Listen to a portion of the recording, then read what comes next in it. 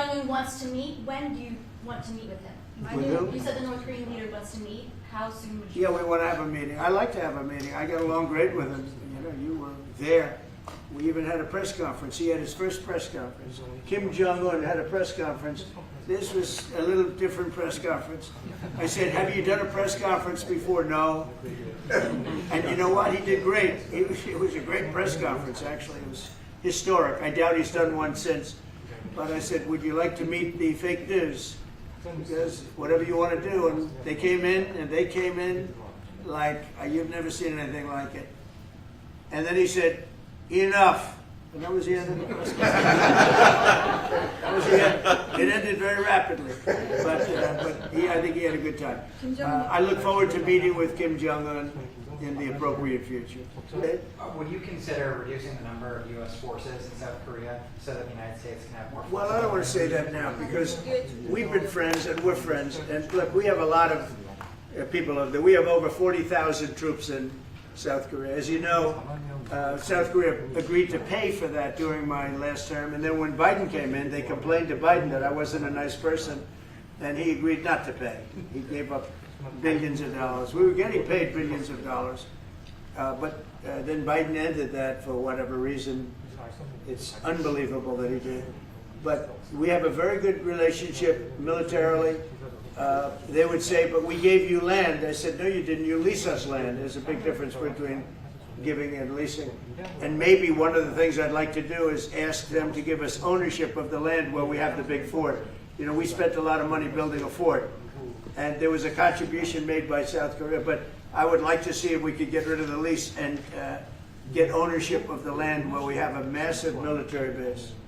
So as mentioned earlier, United States is South Korea's most important and closest allies. So in this point of view, I would like to ask you and also President Lee, what do you think are the key ways to make the South Korea-U.S. alliance greater? Well, I think it's great now. I feel very warmly toward South Korea. I will tell you that I have a lot of people in business that I deal with that are from South Korea. They love Trump because they feel I've saved.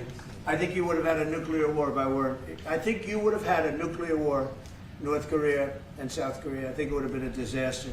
You're only 60 miles away from Seoul. They don't even need nuclear. They have their cannons, you know, howitzers. They have them buried in the mountain. You know what I'm talking about. And I think you would have had, if I didn't win that election, if Hillary Clinton, crooked Hillary, won that election, I think you would have had a nuclear war. It would have taken place, and it would have been horrendous for everybody, including them. It would have been very bad for them because we would have had to enter the picture, and we are the most powerful nuclear country in the world by far. Russia's second, China's third. China's going to catch eventually, 5 or 6 years they're working to catch. One of the things we're trying to do with Russia and with China is denuclearization. And it's very important. One of the things I discussed with President Putin the other day, it wasn't just that, it was also other things. And I think the denuclearization is it's a big aim, but Russia's willing to do it, and I think China's going to be willing to do it too. We can't let nuclear weapons proliferate. We have to stop nuclear weapons. The power is too great. Okay? Good. I'd like to ask you about the trade deal that's on the table. Yeah. You mentioned about the shipbuilding industry, and President Lee mentioned about the manufacturing industry. And what other areas or sectors that you intend to focus on this trade deal? Because Korea is bringing in many investments and trade jobs as well. So I'd like to know the opinions of both, how to get a beneficial outcomes for both countries through this deal. Well, we're going to get along great because we really sort of need each other. We love what they do. We love their product. We love their ships. We love a lot of the things that they make. And they love what we have. We're dealing with them on Alaska having to do with the oil. You need oil and we have it. So we have a big advantage in that way. We have more oil and gas and coal and energy than any other country in the world by far. No, for whatever reason, God was very good to us.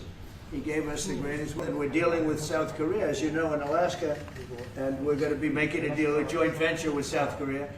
Japan is involved also, very strongly involved. So we have Japan and South Korea, and we're actually the closest You know, it seems like quite far away, Alaska, but actually it's right up the little ocean, right up the little Pacific Ocean. It's actually pretty close, relatively speaking. But we have more oil and gas and coal than any other nation in the world by far, and we're going to use it. And that's the thing that South Korea, I think, most wants from us, I would think. Would you go back to the DMZ to meet with the North Korean leader? I loved it. Remember when I walked across the line and everyone went crazy? Especially Secret Service, I would say they were crazy. And I looked into those windows, you know, the windows, the glass, that you could only see if you looked direct, because there was all sorts of stuff. But I looked in and I saw more rifles pointing at me than you could. There were a lot of rifles in that building. The Secret Service was not happy. You know the buildings I'm talking about? The two blue buildings on each side. And I walked up the middle and I looked in the window and I saw more guns in that room than I've ever seen in my life. I looked at the other side and it was the same thing. And yet I felt safe. I felt safe because I have a great relationship with Kim Jong-un. I hope it stays that way. I think it will. I have a very good relationship. I understand him. I spent a lot of free time with him talking about things that we probably aren't supposed to talk about. And, you know, I get along with him really well. I think he has a country of great potential, tremendous potential. Is Korea's North and South, or is there one Korea waiting to be in? Well, I know it is two Koreas. I mean, you know, there was one Korea. It was a very large country and a very powerful country. And it was a country that went to war with China. President Xi explained it. Went to war with China many times over the last 2,000 years. You had many, I think he told me 51 times. So I remember I went to President Xi, I said, you know, we're having a problem with North Korea. Straighten it out, would you please? He said, well, we have been to war with them. And I think he said 51 times. But at that time it was the whole of Korea. It wasn't, you know, North and South. And after he explained it, I said, all right, not going to be that easy. I guess you're right. But, you know, you had one Korea, and it was a very big, powerful nation. Now you have two big, powerful nations, but you have essentially a wall in between. Comments, the posted comments you made on South Korea early this morning, like raids on churches, going into U.S. military base, purge, revolution. How do you think about it? Right, I heard from Intel. I heard from Intel that there was a raid on churches. We're going to talk about that later. I haven't spoken about it yet, but when we meet. And, you know, that would be too bad if that's the case. But I did hear that from Intel, that there was a raid on churches, closing some churches. So we'll talk about that later. I could ask you now if you want. Mr. President, what conversation? Wait a minute, please. If you'd like. Because it didn't sound to me like South Korea. 내란국 가정들에게 대해서 저희들이 민주주의 혹하는 부분에 대해서 질문드렸습니다. 정말 간단하게 말씀을 드리면 지금 대한민국은 아시는 것처럼 친위 쿠데타로 인한 혼란이 이제 극복된 지 얼마 안 된 상태고 그 내란 상황에 대한 국회가 임명하는 국회가 주도하는 특검에 의해서 사실 조사가 진행 중입니다.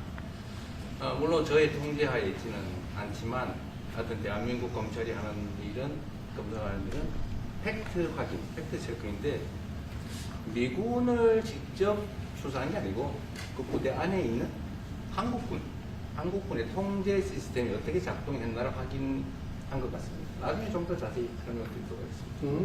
Is his name Deranged Jack Smith by any chance? They took him from our country. They put Deranged Jack. He's a deranged, sick individual. But go ahead. Go ahead. I'm only kidding. It's okay. We'll work it. I'm sure it's. I am sure it's a misunderstanding. But you know there is a rumor going around about churches raiding churches. So we'll talk. I'm sure that's going to be worked out fine.